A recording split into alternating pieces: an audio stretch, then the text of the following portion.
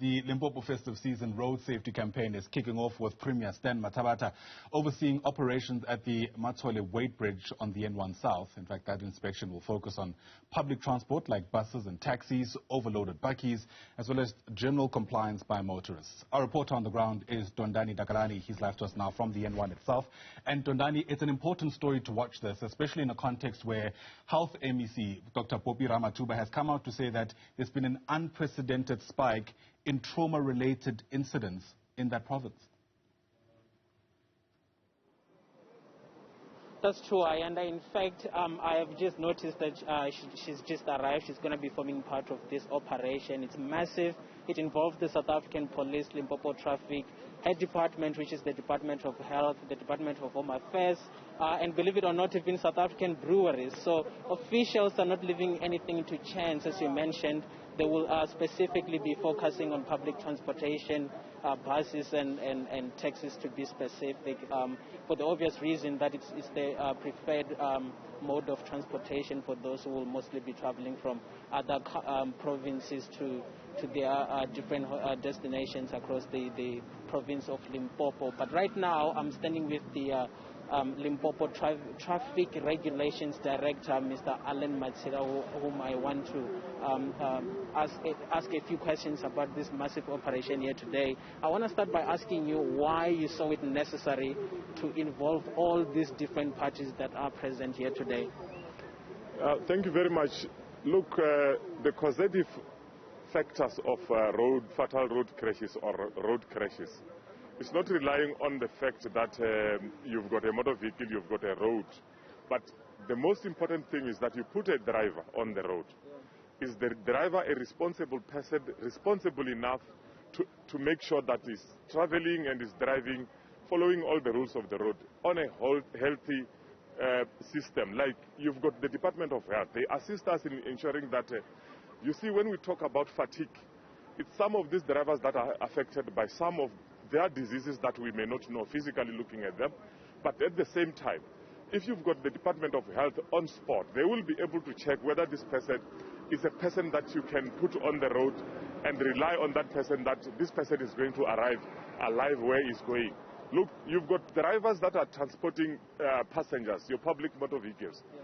Now, these vehicles are transporting people, but at the same time, if you don't have a healthy driver, you may expect anything to happen.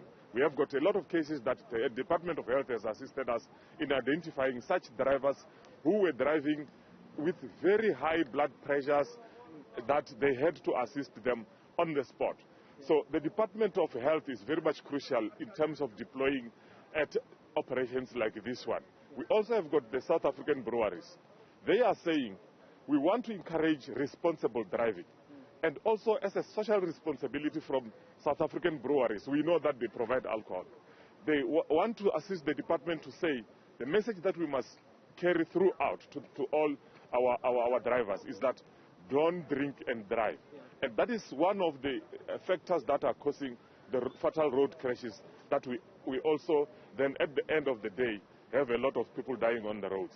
I've spotted potentially over 100 law enforcement officials here. So as it concerns the actual traffic operation here today, what are some of the things that you will be looking out for from those cars that you'll be targeting? We are informed, relying on the statistics, that you've got the challenge of drunk driving. Yeah. It's now becoming a culture. You even find somebody drunk in the early hours as we are speaking now. Yeah. Now, at the same time, you've got people who are not licensed, who are driving on the roads. Yeah. You've got vehicles that are not supposed to be on the roads. And if you look at the whole stretch of our road, since the beginning of this festive season, we have deployed our officers to deal with overspeeding. Yeah. Now, we also have got a challenge. Unfortunately, here we are on the N1, we don't have pedestrians. Yeah. Those are the issues that we'll be looking at throughout this festive season. But to also encourage our drivers to be responsible enough and to focus on the rules of the road to make sure that they arrive alive. I mean, your festive season safety operations must have started at least a week ago. We just had a long weekend, which saw a lot of people traveling to their homes. Limpopo, to be specific, a lot of people traveling from Gauteng going into Limpopo. What are some of the more prevalent offenses that you noticed during that period? And, have there been arrests made and such? The most offenses that we have experienced as a province is overspeeding.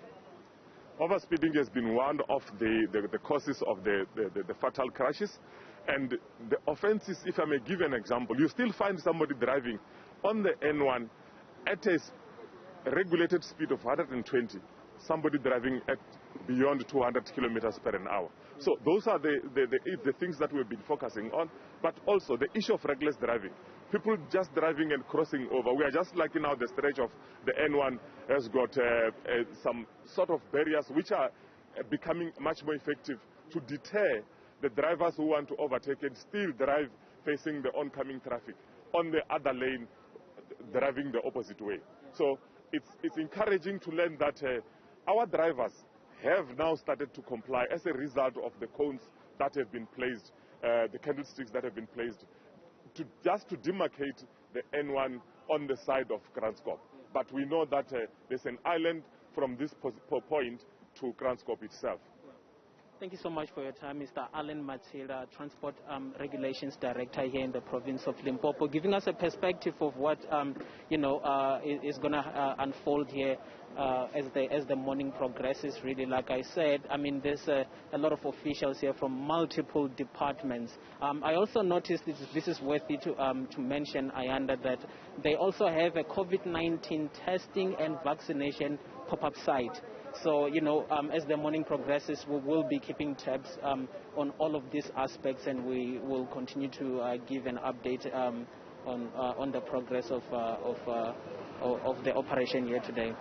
Absolutely. We look forward to it. Thanks very much indeed. Tondani Takalani live to us there from alongside the Mantsole Weighbridge that's on the N1 South.